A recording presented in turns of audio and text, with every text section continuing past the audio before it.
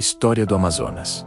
O ciclo da borracha. Este conteúdo foi gerado com inteligência artificial para tornar o legado da história acessível a todos. Nossa viagem começa no Brasil, Amazônia, cidades de Belém e Manaus. A história do ciclo da borracha no século XIX, contada de forma clara e objetiva para fácil entendimento.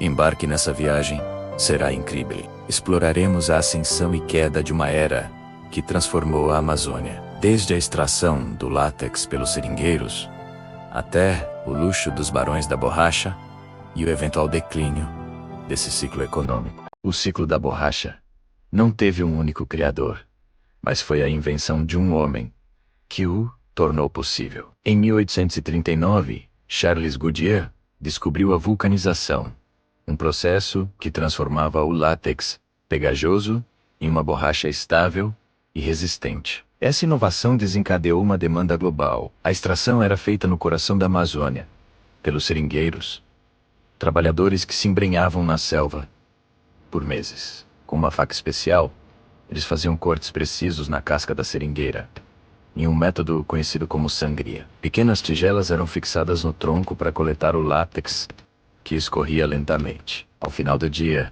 o líquido era levado para um acampamento rústico, onde era defumado sobre uma fogueira, coagulando e formando grandes e pesadas bolas de borracha. Esse era o ouro negro da Amazônia, obtido através de um trabalho solitário e exaustivo. Para os seringueiros, uma sentença de dívida e morte. Para os governadores, a pedra fundamental de um império de luxo e poder. Em 1892, o governador Eduardo Ribeiro assumiu o poder no Amazonas. Com a visão de um império nos trópicos, ele importa da Europa o sonho e os materiais para transformar Manaus na Paris dos trópicos. Sob seu comando, o impossível toma forma. O Teatro Amazonas, o Palácio da Justiça, a Ponte Benjamin Constant, obras monumentais erguidas com mármore italiano e aço inglês, no coração da maior floresta do mundo. A riqueza atinge seu pico sob o governo de Constantino Neri. Entre 1904 e 1908, a elite vive uma fantasia europeia. Ele não só governou, mas sonhou e construiu a Manaus, que conhecemos hoje. Foi Neri quem deu o pontapé inicial para obras icônicas. O majestoso Teatro Amazonas, que já estava em construção, ganhou um novo impulso e foi finalizado em sua gestão. Ele também idealizou e iniciou a construção do Palácio da Justiça e do Reservatório do Mocó, marcos arquitetônicos que ainda impressionam. A visão de Neri era modernizar Manaus, trazendo saneamento, calçamento e iluminação elétrica. Seu legado não está apenas nas pedras e tijolos, mas na alma de uma cidade que ousou ser grandiosa no coração da Amazônia. No século XIX, o mundo estava faminto por uma novidade, um material elástico e impermeável que prometia revolucionar a indústria. Era a borracha. Pneus para os primeiros automóveis, solas de sapatos, mangueiras, luvas cirúrgicas. De repente, tudo parecia precisar desse novo recurso milagroso. Enquanto a demanda global explodia, uma pergunta ecoava: quem iria extrair todo esse látex? A resposta veio de uma região do Brasil assolada por secas severas: o Nordeste. Milhares de homens conhecidos como soldados da borracha deixaram suas famílias e suas terras áridas para trás, atraídos por promessas de riqueza rápida na floresta amazônica. Embarcavam em navios superlotados, numa viagem longa e perigosa rumo ao desconhecido, sonhando em retornar ricos. Mal sabiam eles que a floresta não entrega seus tesouros facilmente. A selva era um labirinto verde e impiedoso, e a jornada para o seringal era apenas o começo de uma luta diária pela sobrevivência. A realidade que os aguardava era muito diferente do sonho vendido. Isolados no meio da mata, os seringueiros enfrentavam uma rotina exaustiva. Antes do amanhecer, saíam com suas facas de sangria, abrindo cortes precisos nos troncos das seringueiras, para que o látex escorresse lentamente em pequenas tigelas. Horas depois, refaziam o mesmo caminho para coletar o líquido branco e precioso. O trabalho não parava por aí. O látex precisava ser defumado em um processo artesanal e perigoso, transformando-o em grandes bolas de borracha. As pelas que seriam enviadas para os portos. Mas o maior desafio não era o trabalho em si. Os seringueiros viviam sob um sistema cruel de aviamento. Eles não recebiam salários. Em vez disso, compravam tudo o que precisavam, menos comida, ferramentas, remédios, do dono do seringal, o patrão, a preços absurdos. Essa dívida, que nunca parava de crescer, os prendia à floresta, transformando-os em escravos por dívida. Era um ciclo vicioso. Quanto mais trabalhavam, mais deviam. Somado a isso, havia os perigos constantes da selva.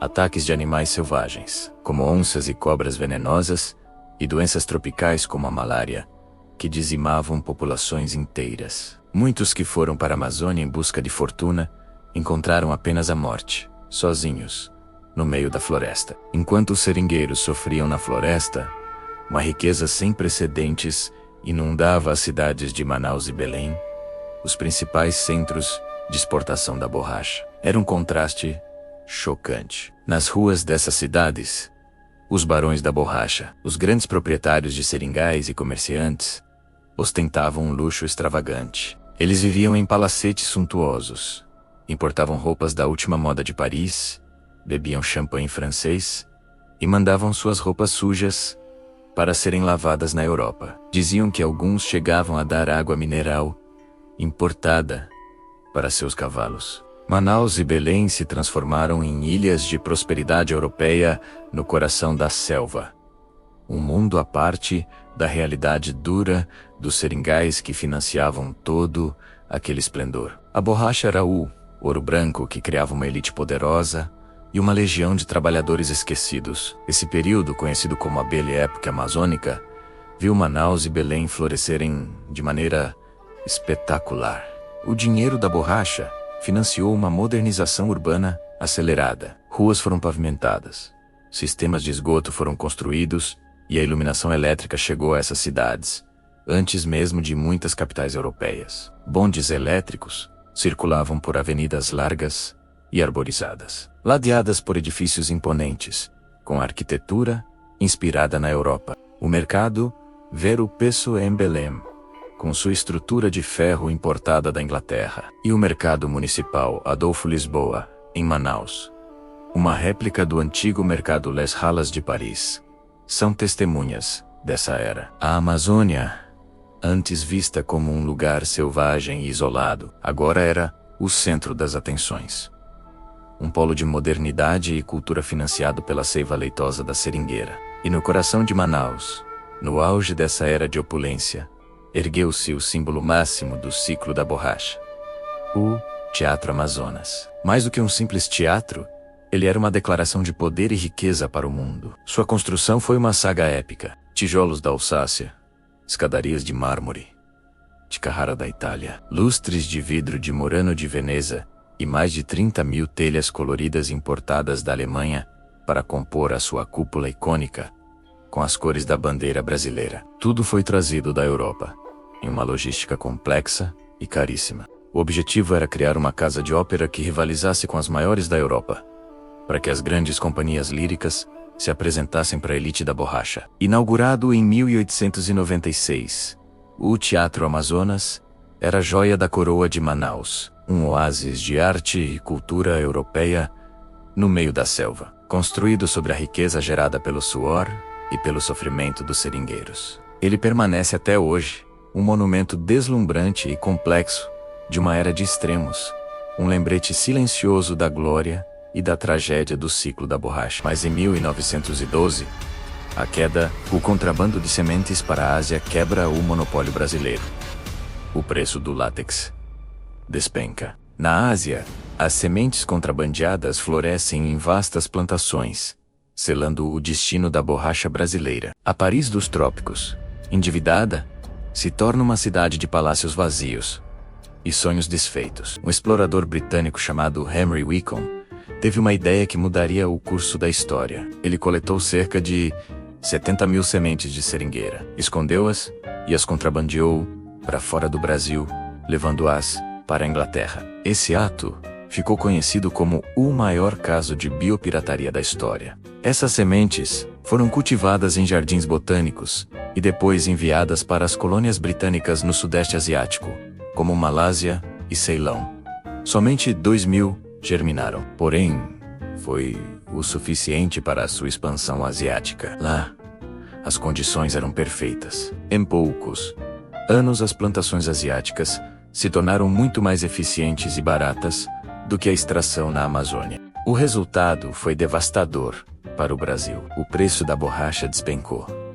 E com ele, a economia amazônica entrou em colapso. Manaus, a Paris dos trópicos, viu sua era dourada chegar a um fim abrupto. As mansões foram abandonadas, e a cidade mergulhou em décadas de decadência. Henry Wickham foi condecorado pela coroa britânica por seu feito. Mas no Brasil, seu nome se tornou sinônimo de traição e perda. A história da borracha é um lembrete poderoso de como a exploração de recursos naturais, sem sustentabilidade e proteção, pode criar e destruir fortunas da noite para o dia. Gostou de conhecer essa história incrível? Deixe seu like e se inscreva no canal para mais curiosidades como essa.